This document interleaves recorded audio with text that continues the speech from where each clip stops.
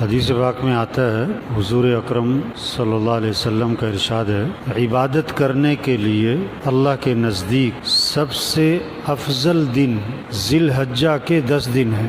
یہ 10 دن کی عبادت اللہ کو بہت زیادہ پسند ہے، اور ان 10 دنوں کے اعمال اللہ کے ہاں بہت زیادہ فضیلت والے ہیں۔ باقی دنوں کے اعمال ان 10 دنوں کے اعمال کے برابر نہیں ہو سکتے۔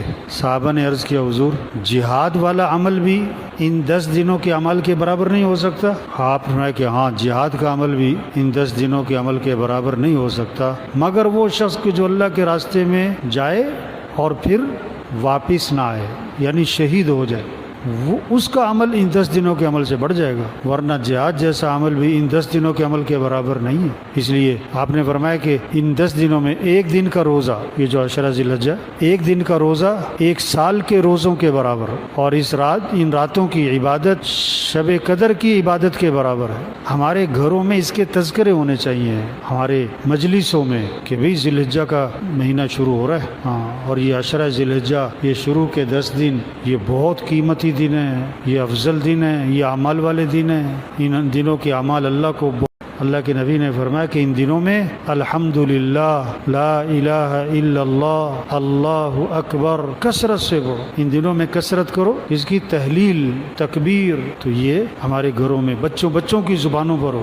بڑوں کی زبانوں پر ہو، بچیوں کی زبانوں پر ہو کہ ذی الحجہ شروع ہو رہا ہے بھائی، یہ قیمتی مہینہ ہے، یہ قیمتی دن ہے۔ چلو پورے 9 دن روزہ نہیں رکھ سکتے، کوئی 2 دن رکھ لو، 3 دن رکھ لو، کچھ تو رکھو۔ ان 10 دنوں میں ہماری عبادت جتنی چل رہی ہے، جس آدمی کی جتنی تسبیحات ہیں، تلاوت ہے، نوافل ہیں، اس سے تھوڑی زیادہ ہونی چاہیے۔ ان 10 دنوں میں کچھ نوافل بڑھ جائیں، کچھ ذکر بڑھ جائے، تلاوت بڑھ جائے، مسجد میں جلدی آ جائے، نماز کے بعد اور وقت دیں۔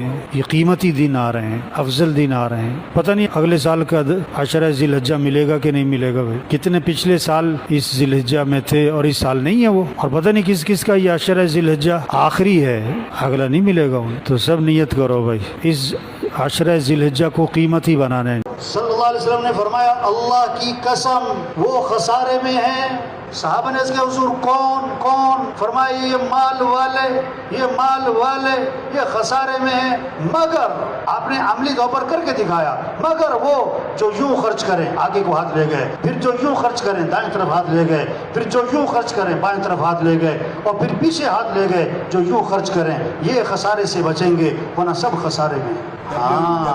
مال اس لیے نہیں ہے کہ اپنی خواہشات پہ خرچ کیا جائے، مال آئے تو شریعت کا مزاج، آدمی کا دماغ چلے، کون بیوہ، کون یتیم، کون مقروض، کون بے گھر، کون ضرورت مند، کون پریشان، میں کہاں خرچ کروں، اور اس کے مرنے کے بعد پتہ لگے کہ کتنے گھروں کا خرچہ اٹھایا ہوا تھا۔